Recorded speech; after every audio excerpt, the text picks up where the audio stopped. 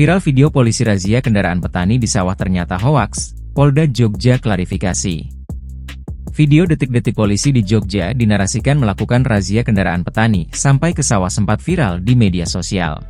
Hal itu ramai tepatnya setelah diunggah oleh akun Instagram @lambeturah pada Minggu, 20 Oktober 2024, sore.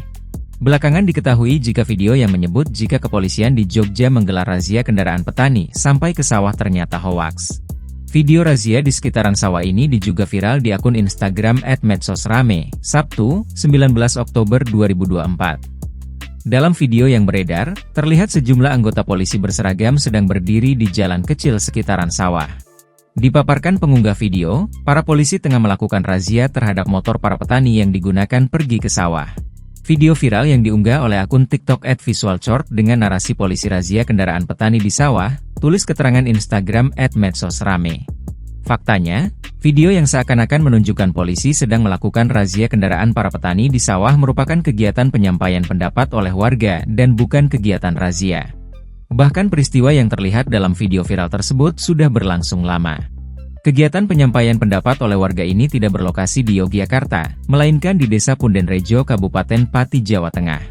Singkat cerita, hak guna bangunan dari anak perusahaan PT Indofood Sukses Makmur yakni PT Laju Perdana Indah Gula Pakis, perusahaan yang bergerak di bidang perkebunan tebu dan pabrik gula, sudah habis.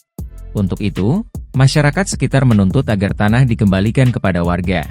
Karena para petani di Desa Pundenrejo telah menggunakan tanah secara turun-temurun dan menjadikannya sumber penghidupan.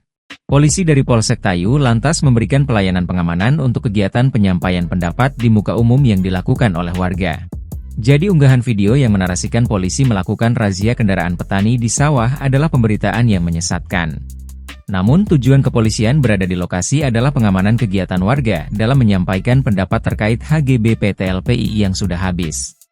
Selain itu, pihak Polda DIY juga mengunggah informasi melalui akun Instagram @poldajogja untuk meluruskan kabar hoaks tersebut.